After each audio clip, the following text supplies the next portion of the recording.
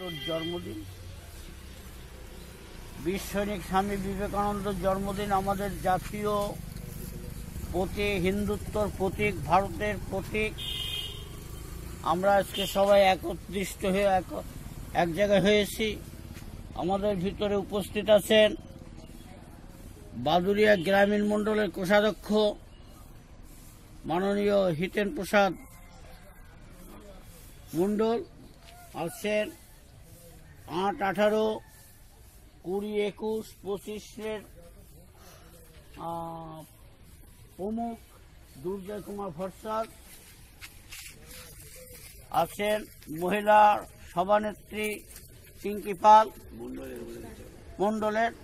মণ্ডলের আইটি শুক্লা ঘরোই, মহিলা মোর্চার সম্পাদিকা জয়শ্রী চক্রবর্তী তথা সারা বিশ্বের আলোড়ন সৃষ্টিকারী একজন নেতা স্বামী বিবেকানন্দ। স্বামী বিবেকানন্দ সম্বন্ধে বলতে গেলে সারা দিন চলে যাবে, কাজেই অল্প কথায় 2-4টে কথা আমি বলতে চাই। যে স্বামী বিবেকানন্দ জন্ম 12ই জানুয়ারি 1863 সালে, আর উনি মৃত্যুবরণ করেন 4 জুলাই 1902 সাল। অর্থাৎ মাত্র 39 বছর বয়স উনি বেঁচে ছিলেন। এই 39 বছর বয়সে উনি এই হিন্দুত্ব নিয়ে, এই হিন্দু মহাসভা নিয়ে এবং উনি যা করে গেছেন তা কল্পনার অতীত। সারা ভারতবর্ষ তথা বিশ্ব স্বামী বিবেকানন্দকে মনে রাখে আজও। তার ডাকনাম ছিল নরেন্দ্রনাথ দত্ত। তিনি ছিলেন একজন হিন্দু সন্ন্যাসী, দার্শনিক, লেখক, সঙ্গীতজ্ঞ এবং 19বিংশ শতাব্দীর ভারতীয় অতীন্দ্রিয়বাদী রামকৃষ্ণ পরমহংসদেবের প্রধান শিষ্য। তার পূর্বাশ্রমের নাম ছিল নরেন্দ্রনাথ দত্ত। তিনি মার্কিন যুক্তরাষ্ট্র এবং ইউরোপ হিন্দু ধর্ম তথা ভারতীয় বেদান্ত এবং যোগ দর্শনের প্রচারে প্রধান ভূমিকা গ্রহণ করেছিলেন।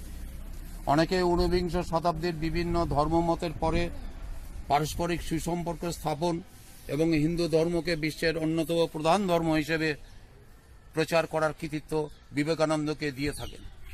ভারতে হিন্দু পুনর্জাগরণের তিনি ছিলেন অন্যতম পুরোধা ব্যক্তিত্ব। সেই সঙ্গে ব্রিটিশ ভারতে তিনি ভারতীয় জাতীয়তাবাদের ধারণাটি প্রবর্তন করেন। বিবেকানন্দ রামকৃষ্ণ মঠ মিশনের প্রবর্তন করেন। উনি প্রতিষ্ঠাতা।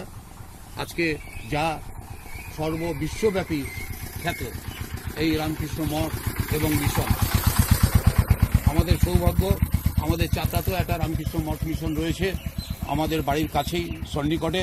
কাজেই সেখানেও আমরা মাঝে মধ্যে গিয়ে থাকি, তাদের সাথে যুক্ত আছি। তার সবচেয়ে বিখ্যাত বক্তৃতাটি হলো আমেরিকার ভাই ও বোনেরা।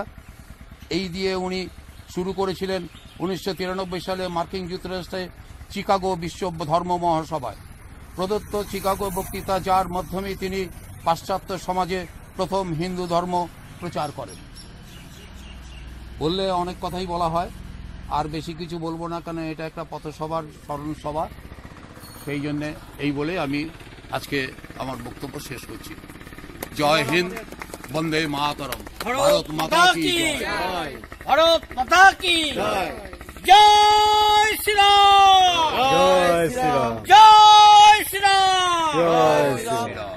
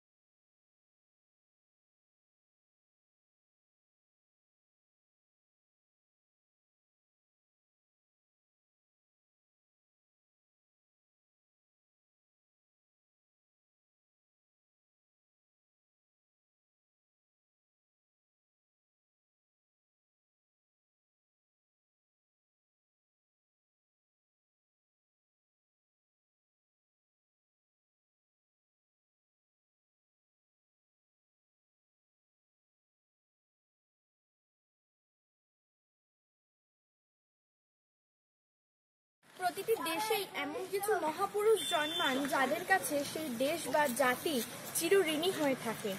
দেশ ও জাতিকে তারা এত কিছু দিয়ে থাকেন যে তার ঋণ পরিশোধ করা যায় না। স্বামী বিবেকানন্দ হলেন আমাদের দেশের 1863 খ্রিস্টাব্দের 12 জানুয়ারি কলকাতায় বিবেকানন্দের জন্ম হয়। পূর্বে তার নাম ছিল নরেন্দ্রনাথ দত্ত। তার পিতা বিশ্বনাথ দত্ত ছিলেন একজন আইনজীবী। নরেন্দ্রনাথ দত্ত ছিলেন মেধাবী ছাত্র। বিএ পাশ করার পর হঠাৎ তার পিতার মৃত্যু হয়, ফলে তাকে বিশ্ববিদ্যালয়ে শিক্ষকতার কাজ নিতে হয়।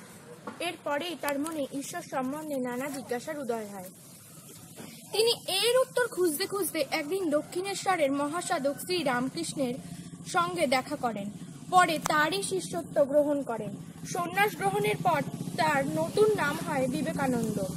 তিনি অসহায়দের সেবার জন্য বেলুড় মঠে শ্রী রামকৃষ্ণ মঠ ও মিশন প্রতিষ্ঠা করেন। উপসংহার: 1902 খ্রিস্টাব্দে তিনি পরলোক গমন করেন।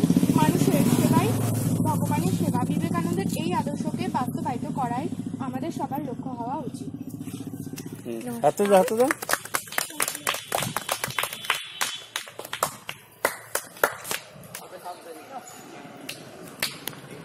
আর কিছু?